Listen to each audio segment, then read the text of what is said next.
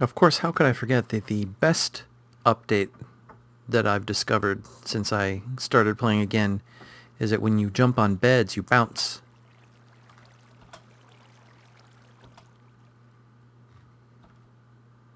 That's awesome.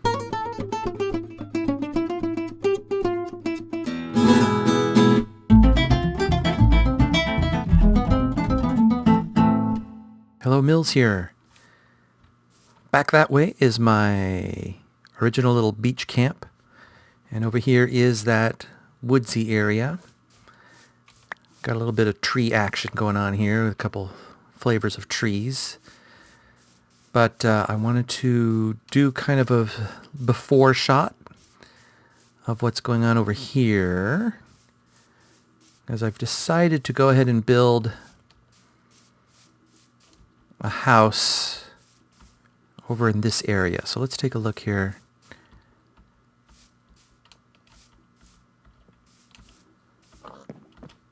All right, so in this area here, let's go up here. All right, so here we kind of have this area here that goes between the sea and a couple of these lakes here.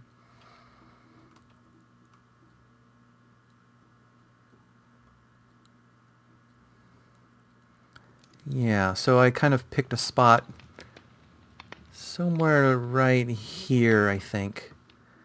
And so a couple of things are going to happen, I hope. One is I'll build a house up here at this level, so it has a nice view. I want to build a house with a view.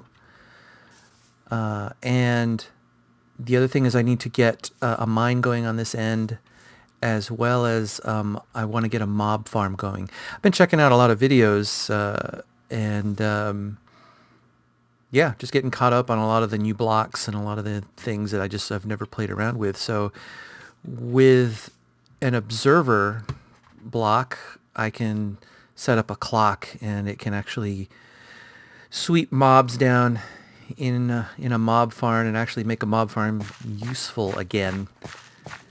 Again, useful in a way that it wasn't since the last time I played around with a mob farm. And I want the mob farm to be underground because it's kind of unsightly. So it's at least most of it's going to be underground, and it'll drop down. And it'd be nice if it was a mob farm that had both the potential to just get items, but then also I can make an alteration and then I can get XP and kill mobs that way for XP. So we'll see. I'll cobble that together. But anyway, this is the area here. That'll be kind of like the before. And yeah, we'll see how things develop now that I can spend some time chipping away at this. We'll see how it goes. So I've got myself a little tree farm going here. Some sugar cane, some wheat, some pumpkins, some of those beets, whatever those were. Just to get some resources going. Cows so that I can make books. I got an enchantment table. No bookcases yet, but I'll make some here at some point. Chickens, sheep, just cause. I got one pig. So we'll figure that out at some point. And one of the things I need to find is a chunk that spawns slime. And found a video. I guess there's an application that you can enter the seed and it'll tell you the chunks that have it. But there was another video, let's see, it was from 100% Awesome, how to find slime chunk without seed. And it taught me for the first time about F3 plus G, which is this thing that shows the borders of chunks. I've never seen this before. But I guess you can go and build a large area underground and then do the demarcation lines here where the borders of the chunks are, and then just hang out or AFK or something and see which chunks spawn slime. And I guess this is sort of cheating too, but I don't think this is cheating quite as much as an app that just tells you what chunks they are. Well, all right, cheating's kind of a strong word.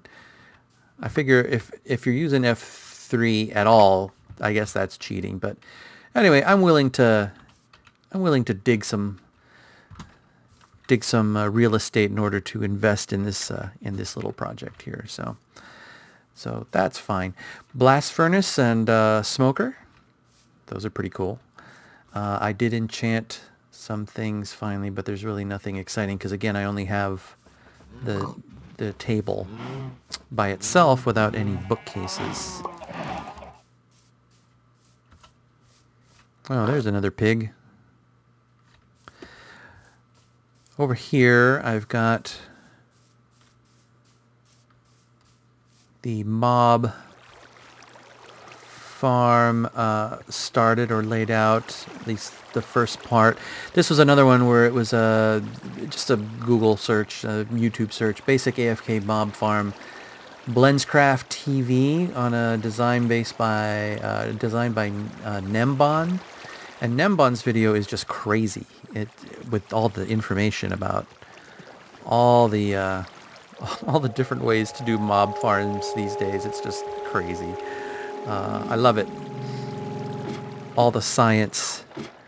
But yeah, I have to play around again and make sure I got the right height. And again, it would be nice if I could convert this to an XP, like alternate between an XP farm and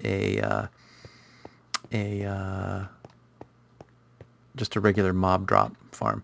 Oh, it looks like I already sealed it up. So down here, there's obviously a huge cave system that I need to figure out and light up, and then I need to I just need to get another strip mine going because I need some resources. And so yeah, so that's where things stand right now. This mob farm's going to have a couple of platforms, and you know, I'm not going to be too crazy about optimizing them. I figure there'll be dark areas, they'll spawn some critters, and I'll get some things, and that should be plenty. And then at some point, sooner rather than later, I will pick a spot for a nether portal. That was probably the most amusing mob farm was at the end of Nembon's video, was one that collects the mobs and sends them to the nether and kills them in the nether. I thought that was pretty wacky. So anyway, that's where things are at the moment. I think to conclude today, I'm going to head over in that direction because I made note while I was clearing out caves underneath, I happened upon a section that was open to the sky that had some sandstone, and it's probably just a desert with sandstone that happens to be in it. But you know, maybe there's a temple over there or something. But we'll head over in that direction because I do need to get a source of sand because a lot of the stuff I want to construct, I want to have some glass. And let's see, there's some floaty sand.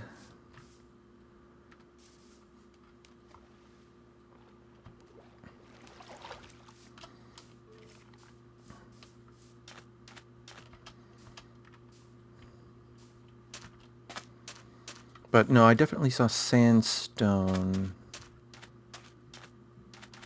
Oh, you know what? I think it was right here. Yeah, there's my torch right there. Alright, so it's just a little desert spot. Some pressed sand turned into sandstone, so it's not like it's a huge desert or anything. But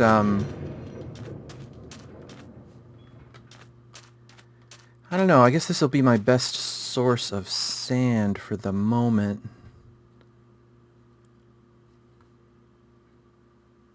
Got like a little lagoon here. But yeah, all this sand, I'll probably take all this up then. Probably makes sense.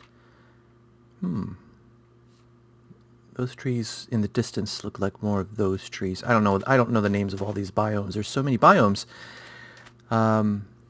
But it would be cool to get wherever bamboo is, because I do want to make some scaffolding and play around with scaffolding. But yeah, so I'm going to dig up some sand. I'm going to get my strip mine going because I'm a little light on resource. I really should have some diamond armor. There's no reason at this point not to have diamond armor. So I just kind of need to get that going. What's over here?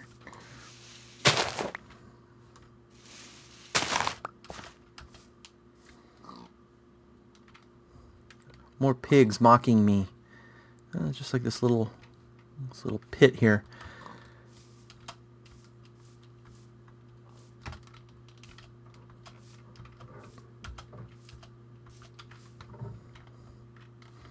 Weird. Let's see, this environment, what is this environment? Where does it tell me that?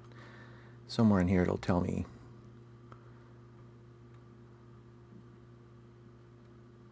Taiga. It's a taiga biome. Wow, I've been here for 104 days already. I need to get busy. So I should be farther along than I am. Oh, here's some more sand over here. Tell you what, I don't remember being this afraid of the dark for some reason. I'm really obsessed with getting into beds and avoiding the dark. Maybe it's because I don't have diamond armor. Just not used to not having. And you know what? Arrows too. If I had a lot of arrows, I think I would be a lot more confident just wandering around outside in the dark. I mean, you know, it's silly to take unnecessary risks. But it's really not. It's not that bad. Also, I'm not playing on. I didn't change my any difficulties or anything as far as I know. Where is that difficulty? Normal. Yeah. So I'm not. You know, I have no reason. No, it's just like a little sand cave here. All right. Well, as the sun sets, then we'll wrap up this for right now. I'll get going on a few of these things, and until next time, thanks for watching.